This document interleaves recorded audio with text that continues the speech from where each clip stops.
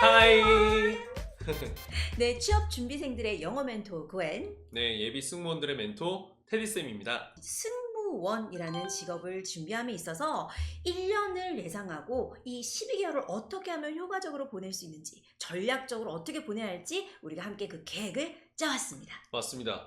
12달을 쭉 늘어뜨리기에는 너무 지루한 감이 있어서 저희가 딱 세 부분으로 전략적으로 한번 나누어 보았는데 1년이라 하면은 길다면 길다고 할 수도 있고 또 네. 짧다면 짧다고도 볼 수 있는데, 왜 우리말 이런 거 있잖아요. 어른들이 연애를 하더라도 봄, 여름, 가을, 겨울 4계절을 꼭 맞아요. 만나봐야 된다고. 준비해야 될 시기와 기간에 네. 따라서 분명히 좀 효율적인 것들이 있기 때문에 여러분들 좀 전략적으로 다가가시는 게 좋지 않을까 싶어서 저희가 한번 준비해 보았습니다. 그래서 여러분, 그 1년이라는 시간을 너무 긴 거 아니에요 이렇게 생각만 하지 마시고요.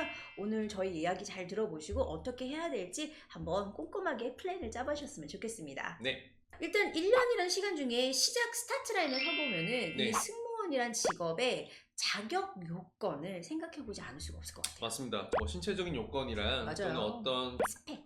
스펙, 뭐 자격 요건이죠. 그것 또한. 그죠. 그래서 신체적 요건부터 얘기해 볼게요. 왜냐면 그거는 불변하는 부분이니까. 그쵸. 네. 맞아요.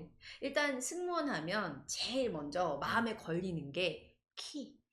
키. 맞아요. 키. 네. 보통 남승무원 하면 키가 어느 정도 돼야 된다 생각하십니까? 그냥 남자 하면은, 네, 여러분 이거는 정말 그외의 주관적인 생각이에요. 승무원 약간 평균적으로 한 175 정도? 175? 네. 거의 뭐 얼추 맞는 것 같아요. 아, 그래요? 네. 오. 뭐 160대는 사실은 이제 국내 항공사에 거의 없는 것 같고 네. 보통 보기 좋은 게 뭐 170 후반에서 뭐 180 초반이 아주 좀 좋지 않을까라는 생각을 하네요. 저 또한 170 후반인데 굉장히 뭐 물론 면접을 봤을 때 이런 외모적인 게 중요하다 보니까 키가 굉장히 큰 분들이 많았어요. 아, 키순대로 진짜요? 예, 키순대로 쭉 섰는데 혹시 그때 키 높이 같은 비밀 병기도 좀 그때 아마 필요하지 않을까 싶어요. 진짜요? 네. 오. 근데 저 같은 경우에는 구두 굽이 음. 막 4cm 정도 되는 걸 신고 3, 오, 4cm 이렇게 4cm. 오 마이 갓. 그래서 180 넘었죠 그때는. 그래. 그래도 1조였어요. 1조에서 3조까지가 남자였는데 최종 중에 제가 1조에 6번이었거든요. 그럼 저 뒤로 키 큰 사람이 굉장히 많았다는 거죠. 아, 진짜요? 네. 아, 그러니까 키 큰 사람이 뒤쪽으로 순번으로. 네, 오. 키 작은 순서대로 이렇게 쭉 섰었는데 선생님이 그럼 키가 작은 첫 번째 조였다는 말씀이세요? 네, 키가 작은 첫 번째 조의 거의 끝쯤에 있었죠. 그래서 굉장히 뭐 걱정을 많이 했지만 결국에 중요한 건 어느 정도의 그 기본 요건만 되면 그쵸. 충분히 이런 면접이나 여러분들의 보여지는 이미지로 판가름을 엎을 수 있다는 것 같아요. 그래서 175 정도 이상이 된다면 충분히 도전해 볼 만하지 않을까라고 생각합니다. 자, 그러면 남자는 175 정도를 저희가 이제 평균 정도로 보겠습니다. 그러면 여자분들은요, 사실 여성분들이 훨씬 더 많잖아요, 이 승무원 맞아요. 직종에는. 그래서 여자분들 이제 보면은 이제 친구들이 애매하게 걸리는 친구들이 있어요. 160, 161, 2. 너무 아쉽죠. 그쵸? 그죠. 이게 어떨까요? 그분들도 가능한 걸까요? 네. 통계적으로는 통계를 무시할 수가 없잖아요. 저희가 그죠. 뭐 165에서 168 사이가 가장 많아요. 가장 많은 포션을 차지하는데 하지만 그 160 초반 뭐 1에서 3, 4 사이에 승무원도 굉장히 더러 많죠. 네. 그래서 이제 좀 키가 작은 분들이 많이들 생각하시는 게 익히 들어보셨겠지만 외항사로 지원을 많이 하게 돼요. 아, 네. 그러면 이제 선생님 말인즉슨 국내 항공사들은 좀 키를 약간은 한 1, 2cm 정도 높게 보고, 네. 그리고 이제 외항사들은 조금 작아도 1, 2cm까지는 아니고 한 3cm 이상은 보지 않을까. 그래서 국내 항공사 기준은 160이지만 좀 이런 합격한 그런 사람들 보면 160은 정말 극소수인 것 같고요. 물론 제가 아는 모 항공 승무원은 158, 9도 제가 본 적이 있어요. 실제로.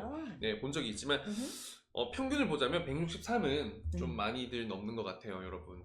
여러분들, 그리고 여자분들은 또 힐 조절이 가능하니까. 그래요, 맞아요. 네, 그날 최선을 다해서 키 높이를 좀 조절해보자고요.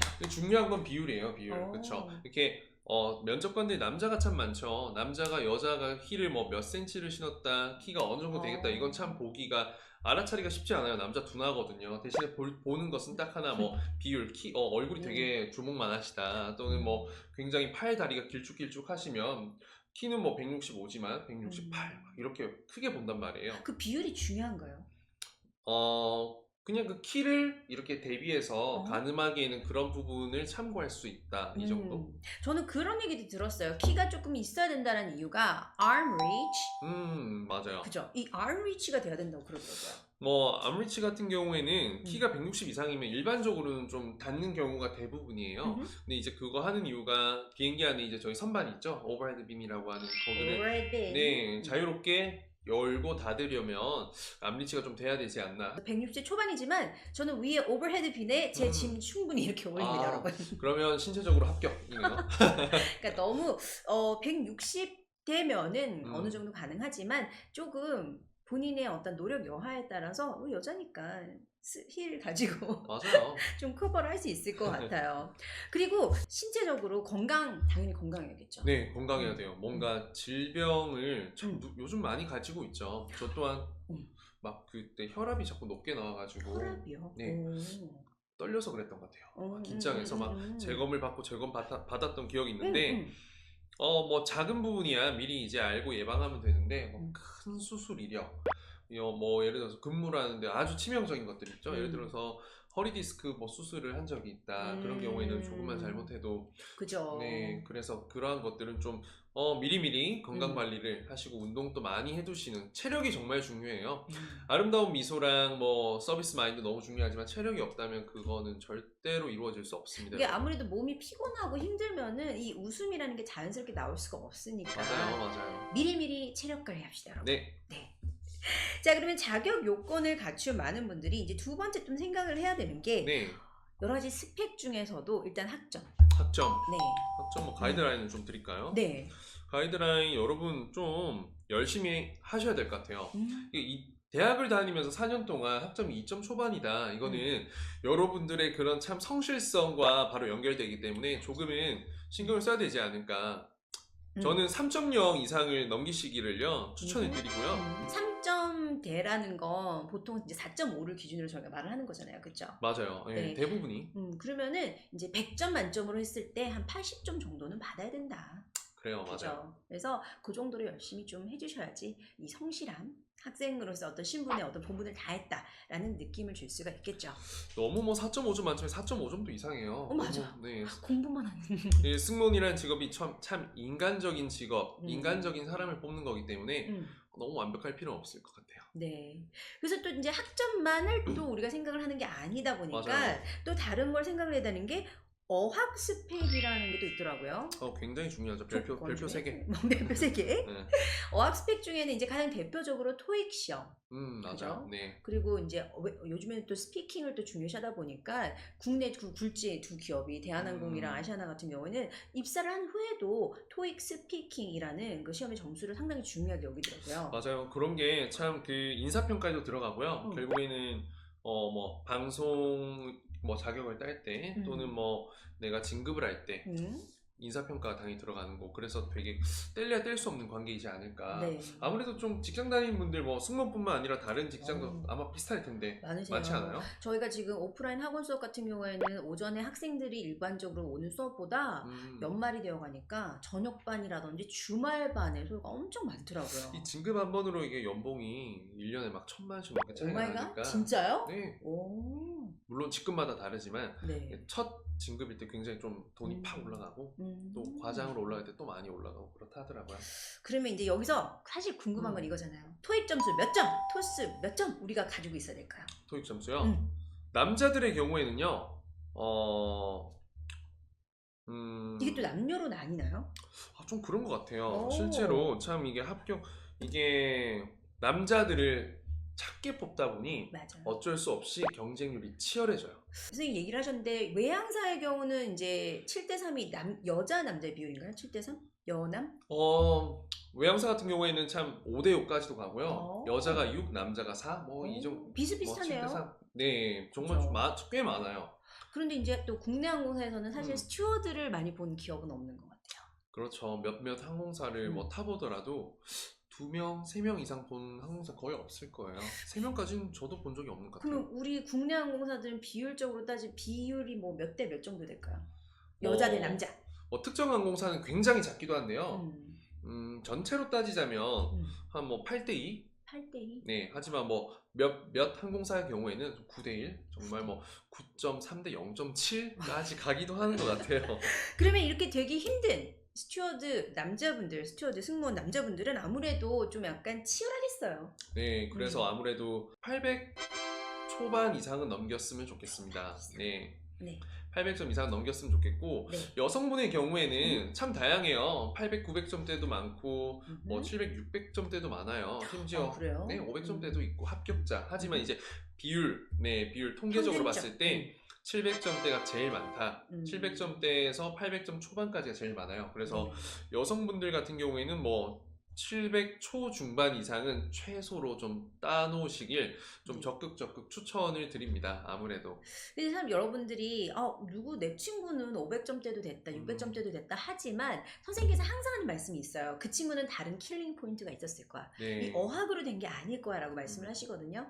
그래서 이왕이면 같은 조건에 놓고 봤을 적에 최종적으로 합격을 시켜야 된다면 맞아요. 어쩔 수 없이 조금 이제 우위에 있는 친구로 가릴 수가 있으니까 맞습니다. 너무 그 커트라인은 맞추지 마시고 조금 여유를 두고 생각을 해보시면 좋을 것 같아요. 맞습니다. 정확한 말씀이세요. 그래서 뭔가 여러분들이 조금 더 노력할 수 있는 그런 거 보여줄 수 있는 것들은 최대한 좀 보여줄 수 있는 게 내가 적극적이고 밝고 막 이런 힘 있는 사람이다, 팀워크 잘한다 이렇게 했는데 좀 너무 다른 것들이 기본적으로 많이 해오는 것들이 뭐 이게 좀 많이 떨어진다면 굉장히 좀 일관성이 깨져 보일 수도 있죠. 맞아요. 그래서 저는 사실 어학 이 성적은 성실성을 대변하는 성적이다라고 맞아요. 말씀을 네. 드리고 싶어요. 네. 그래서 내가 이 승무원이란 직업을 정말 열심히 노력해서 준비를 했습니다라는 걸 보여드리고 싶으면 저는 지금 이제 일단 합격생들의 평균보다도 저라면 한 3, 40점은 조금 더 욕심을 내서 받아놓지 않을까 싶습니다. 맞아요. 뭐 물론 구간별이 있기 때문에 굳이 뭐 만점을 받을 필요 절대 없습니다. 네, 그렇게까지 노력할 필요는 없고 그 이후에는 또 뭐 스피킹이나 다른 제2 외국어 공부를 할 수 있으니까 말 나온 김에 토익 스피킹 네. 몇 점 정도 돼야 된다고 한번 이렇게 일반인으로서 또는 토익 선생님으로서 네. 생각은 어떤지 저는 궁금한데요. 이제 일단은 이제 혹시 모르시는 분들을 위해서 토익 스피킹 레벨은 이제 8까지가 만점이잖아요. 그쵸. 일단 취업을 생각한다 라는 기준에서는 레벨 6는 그게 승무원이고 아니고 간에 기본적으로 있어야 되는 키포인트 정확합니다. 저도 참 레벨 5가 생각보다 많아요. 근데 합격생들의 비율을 봤을 때 레벨 6가 가장 모스트하다. 굉장히 많아요. 레벨 6가. 하지만 가능하다면 7을 따기를 추천드립니다. 가능하다면. 저는 그 이유 때문인 것 같아요. 왜냐하면 가끔 가다가 이 이제 윗선에서 이번에는 영어 잘하는 사람을 뽑으라라는 오더가 있기도 하다면서요. 그쵸. 이게 늘 똑같은 뭐 기본적인 기준 자격 요건은 똑같지만 아무래도 뭐 예를 들어서 우리 회사가 이제 중국의 노선에 좀 적극적으로 투입을 할 거다, 노선이 늘어난다 하면 중국어 잘하는 사람들 많이 뽑을 수밖에 없는데 이거는 회사에서 당연히 정책적으로 전략적으로 인사 채용을 하는 거기 때문에 저희가 좀 늘 염두에 두고 준비되어 있는 자에게 기회가 오니 여러분들 뭐 기본적으로 크게 어려운 건 아니니까 조금 더 시간 투자해서 노력하는 거는 제가 적극 추천드립니다. 맞아요. 그래서 여러분들에게 그 기회가 왔을 때 덥석 잡을 수 있으려면 미리 이 간당간당한 레벨보다는 간당간당한 성적보다는 조금 여유로운 그런 성적 준비도 나쁘지 않을 것 같습니다. 그나저나 구엔쌤 레벨 6를 받은 사람이 7을 받으려면 어느 정도 준비를 해야 될까요? 사실 6는 여러분들께서 한 달 정도 노력을 하시면 충분히 누구나 다 정말 백지 상태에서도 저는 무조건 만들어 드릴 수 있어요. 아예 베이스먼트 없는 상태에서도? 맞아요. 하지만 7의 경우는 조금 이게 이제 집중도 있게 토익 스피킹만 한 진짜 장기적으로 2달 공부하시면 누구나 다 아까 저희가 말씀드렸잖아요. 1년 중에 2달입니다. 이면은 충분히 누구나 다 받을 수 있어요. 저는 개인적으로 그런 것 같아요. 왜냐면 대한항공을 놓고 일단 얘기를 해보자면 대한항공은 내부 인사 고과가 사실 토익 스피킹으로 많이 조율이 됩니다. 그러다 보면은 그 면접에 오시는 분들조차도 토익 스피킹 이 시험 자체에 관심을 가지실 수밖에 없어요. 맞아요. 네, 이분들도 이제 일 끝나고 가가지고 퇴근 후에 혹은 주말에 토익 스피킹을 공부를 하시는 분들이기 때문에 이 오픽보다는 조금 생소한 오픽보다는 자기도 공부하는 토스에 조금 더 관심을 가질 수밖에 없을 것 같아요. 맞아. 네. 어쨌든 토익 스피킹은 뗄래야 뗄 수 없는 이 네비터블한 관계이니 여러분 열심히 좀 하시길 네, 저희가 부탁드립니다. 개인적으로 이렇게 노트 테이킹 이런 게 토익은 일단 800점대 뭐 네. 그리고 또 토익 스피킹을 6 이상을 생각을 해보라라고 네. 지금 노트를 해놨고요. 그리고 또 다른 것으로는 아까 말씀하신 중국 노선 이렇게 얘기하셨는데 제2 외국어 요즘에 많이들 준비하시더라고요. 맞아요. 그런데 참 이거에 대해서 드릴 말씀이 많아요.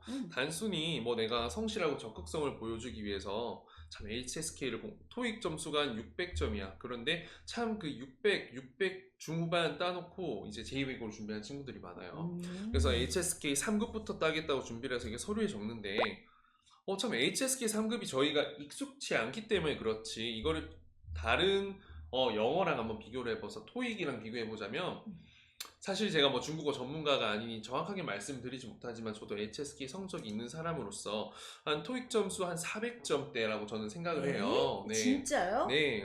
여러분들 토익 점수 LCRC 둘 다 해서 400점대 받고 원서 쓰면 안 돼요. 그래서 안 돼요. 그거는 차라리 넣었을 때 참 뭐랄까 임팩트나 플러스 알파 요인이 되는 부분이 많이 약하다. 물론 참 있는 건 좋죠. 얼마나 예뻐요. 무언가 도전하고 뭐 노력한다는 거 하지만 일반인으로서 임팩트를 주려면 그래도 최소한 여러분들이 HSK 4급 정도는 준비를 해보시고 그리고 특히나 전공자들 같은 경우에는 HSK 5급이라도 점수가 꽤 높아야 될 거예요. 기본적으로 이렇게 뭐 간당간당한 그 60점씩 넘은 그 성적으로는 안 될 것 같고 조금 높은 성적을 좀 했으면 좋겠고 정말 전공자고 내가 일관성 있게 이런 중국어에 대한 부분을 어필을 하고 싶다면 HSK 6급 힘들지만 꾸준히 연습해서 좀 따시는 게 어떨까 싶어요. 네.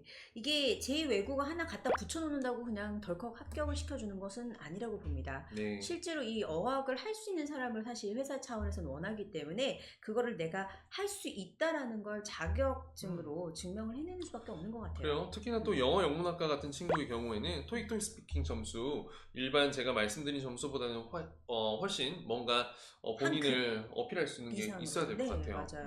네. 그러니까 여기 이제 산 증인이시잖아요. 실제로 이제 남성 승무원이 되셨던 분은 900점대 중반 그리고 토익 스피킹 레벨 8을 가지고 지원을 하셨다고 합니다. 그래요. 뭐 제가 좀 키가 막 180 넘는 것도 아니고 또 뭐 그런 부분에서 조금 다른 지원자들보다 뭐 뛰어넘어야겠다 생각했던 게 뭐 스펙적인 부분이랑 면접 부분 이 두 가지였던 것 같아요. 그래서 이 두 가지는 저만큼 할 필요는 전혀 없어요. 뭐 제가 아는 남승무원 중에서 800점대도 있고 토익 스피킹 6도 있어요. 하지만 이왕이면 자신감 가지고 면접장에 들어가서 내가 자신 있게 말하려면 맞아요. 아무래도 이 사람들 나에 대해서 모르지만 면접관들을 알고 있잖아. 그런 것들 뭔가 필요한 것 같아. 네. 잘 들으셨죠, 여러분? 이것이 기본적인 출발 선상의 어떠한 자격 요건이 되겠습니다. 네. 뭐 키를 갑자기 늘릴 수는 없어요, 저희가. 하지만 이 초반 4개월 동안에 우리가 조금 약간 준비를 갖출 수 있는 점수적인 부분을 조금만 노력해 놓는다면 그래요. 뭐 토익 한두 달, 토익 스피킹 한두 달 그리고 그 외적으로 HSK라든지 일본어 자격 능력 시험을 보셔서 조금 스펙적인 기본 조건을 갖추는 것도 상당히 이 경쟁력을 높여주는 부분일 것 같아요. 맞아요, 여러분. 선생님 말씀 맞습니다. 중반기에 접어들었어요. 난 어떻게 쓰지? 꺼내 들고 뭘 쓰려고 그러면 쓸 얘기가 없어요. 선생님. 맞아요. 이제 채용 담당자가 아니래요, 여러분. 대한항공이 사실 이미지 베이킹이 상당히 성공한 케이스인 것 같아요. 그래요? 콕 집어 말씀을 드릴게요. 아르바이트를 하세요, 여러분.